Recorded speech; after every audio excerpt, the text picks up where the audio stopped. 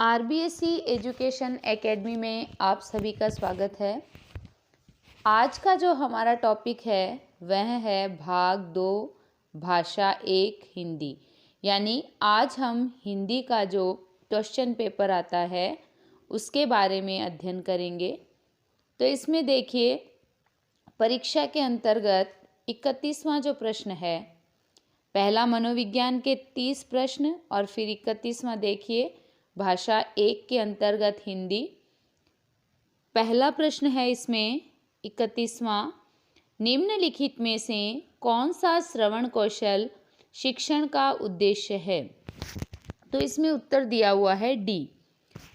ए देखिए, श्रुत सामग्री के विषय के महत्वपूर्ण एवं मर्मस्पर्शी विचारों, भावों एवं तथ्यों का चयन करने की क्षमता प्रदान करना। बी है, विद्यार्थियों में ध्वनियों, शब्दों का शुद्ध उच्चारण तथा स्वर, गति, लय और प्रवाह के साथ पढ़ने की योग्यता विकसित करना। सी है, छात्रों को साहित्यिक गतिविधियों में भाग लेने व सुनने के लिए प्रेरित करना। तो इसका उत्तर होगा उपयुक्त सभी।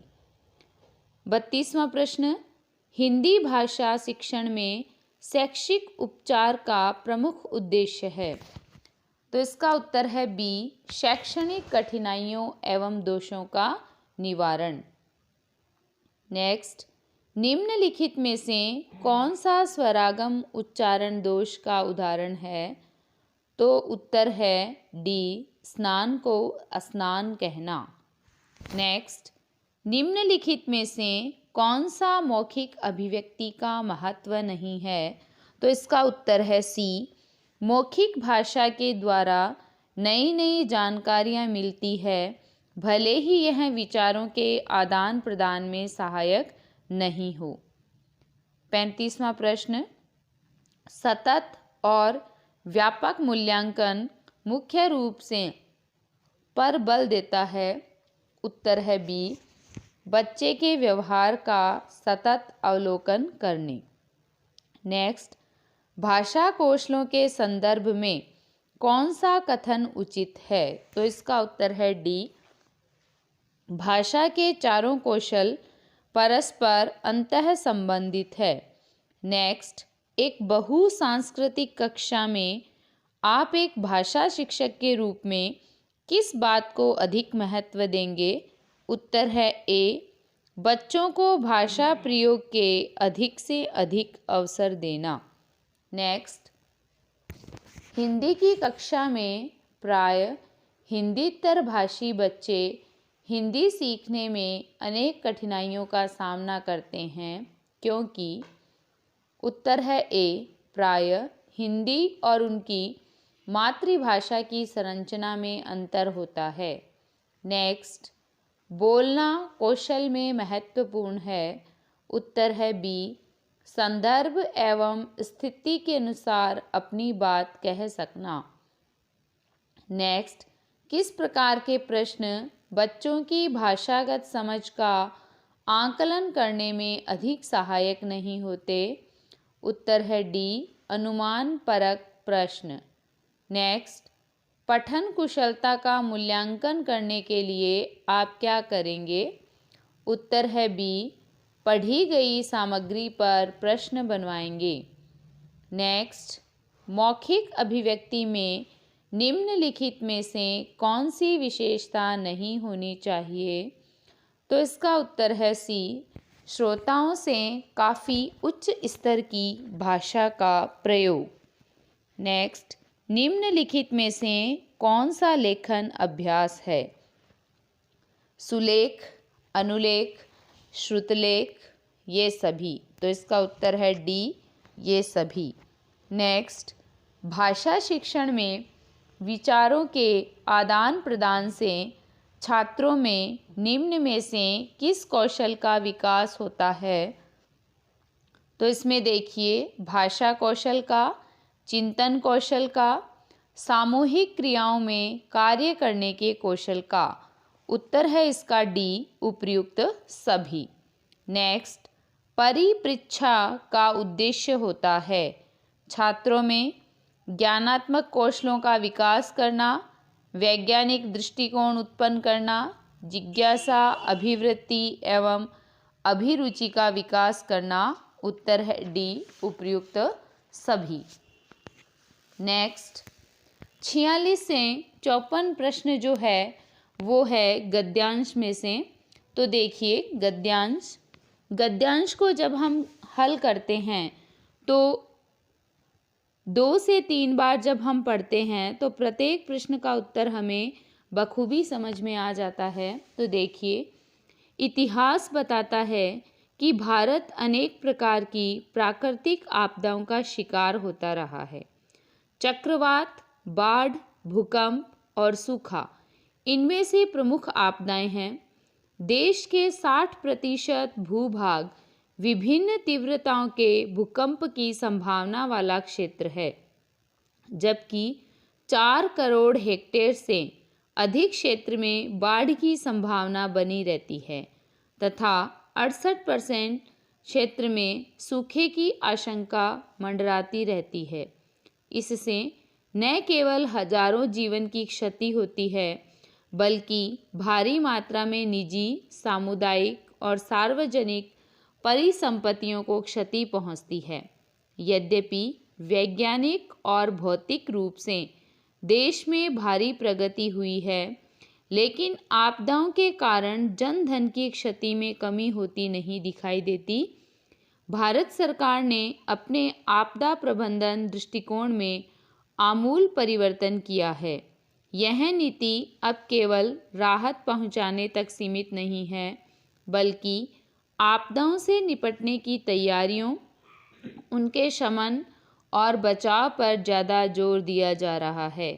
दृष्टिकोण में यह परिवर्तन इन धाराओं के फलस्वरूप आया कि विकास प्रक्रिया में जब तक आपदा शमन को उचित स्थान नहीं दिया जाता, विकास की प्रक्रिया लंबे समय तक जारी नहीं रखी जा सकती। सरकार के नए दृष्टिकोण को एक महत्वपूर्ण पहलू यह भी है कि आपदा शमन के उपाय विकास से संबंधित सभी क्षेत्रों में अपनाए जाने चाहिए। आपदा प्रबंधन का नीतिगत ढांचे में एक महत्वपूर्ण स्थान है, क्योंकि निर्धन और वंचित लोग ही प्राकृतिक आपदाओं से सबसे अधिक प्रभावित होते हैं। आपदा प्रबंधन एक बहुआयामी क्षेत्र है। इसमें मौसम पूर्वानुमान, चेतावनी, बचाव, राहत, पुनर्निर्माण और पुनर्वास शामिल है। प्रशासक, वैज्ञानिक, योजनाकार, स्वयंसेवक और समुदाय सभी इस बहुआयामी प्रयास में हाथ बंटाते हैं। उनकी भूमिकाएं और गतिविधियां आपदा के पहले, आपदा के दौरान और आपदा के बाद महत्वपूर्ण होती है। ये सभी गतिविधियां एक दूसरे की पूरक और सहायक होती है और इसलिए इन गतिविधियों में समन्वय नितांत आवश्यक है। तो इसमें देखिए 46वां प्रश्न है, निम्नलिखित में से कौन सा कथन सत्य नहीं है? तो इसका उत्तर है डी, प्राकृतिक आपदाओं के कारण जन धन की क्षति में कमी आई है। 47वां प्रश्न देखिए, समन्वय का अर्थ है। तो समन्वय का अर्थ होता है संयोग। उत्तर है ए। नेक्स्ट, आपदा शमन के उपाय विकास से संबंधित किस क्षेत्र में अपनाए जाने चाहिए? उत्तर है डी, इन सभी क्षेत्रों में, यानी केवल विज्ञान के क्षेत्र में, केवल आर्थिक क्षेत्र में, केवल राजनीतिक क्षेत्र में। उत्तर है डी, इन सभी क्षेत्रों में। नेक्स्ट, भारत सरकार ने अपने आपदा प्रबंधन दृष्टिकोण में आमूल परिवर्तन क्यों किया है? उत्तर है डी, क्योंकि विकास प्रक्रिया में आपदा शमन को उचित स्थान दिया जाना आवश्यक है। नेक्स्ट, प्रस्तुत गद्यांश का सर्वाधिक उपयुक्त शीर्षक निम्नलिखित में से क्या होगा? तो उत्तर है बी, आपदा प्रबंधन। नेक्स्ट, पूर्वानुमान का संधि विच्छेद है। उत्तर है सी, पूर्व प्लस अनुमान। दृष्टिकोण में कौन सा समास है? तो उत्तर है ए तत्पुरुष। हाथ बंटाना का तात्पर्य है? उत्तर है सी सहयोग करना। नेक्स्ट, वंचित का तात्पर्य है? तो वंचित का तात्पर्य है हीन से।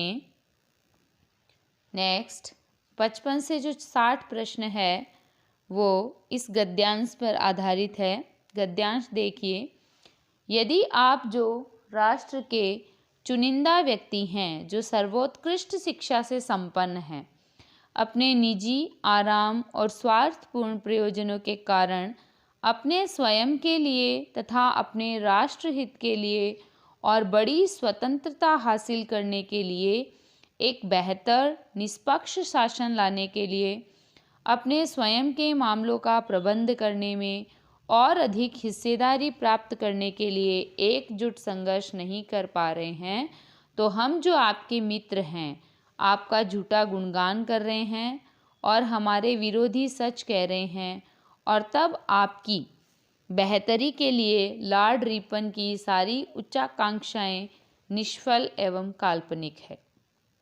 तब वर्तमान स्थिति में किसी सीमा तक प्रगति की सभी आशाएं निराधार है तथा आज की स्थिति में वास्तव में भारत को न तो किसी बेहतर सरकार की ज़रूरत है और न ही यह उसके काबिल है। केवल तभी जबकि आप ऐसा नहीं चाहते, आप अपने को अलग अलग आक्रोश को, आप अपने को स्थिति में वास्तव में भारत को न तो किसी बेहतर सरकार की ज़रूरत है और न ही उसके काबिल। केवल तभी जबकि आप ऐसा नहीं चाहते, आप अपने को अलग अलग आक्रोश को हमें न सुनाएं। इनमें आप उलझे रहेंगे तथा आपके साथ बच्चों जैसा बर्ताव किया जाएगा, क्योंकि आपने अपनी स्थिति यहीं बताई है। अंग्रेज़ों को कार्य करने का ढंग मालूम है।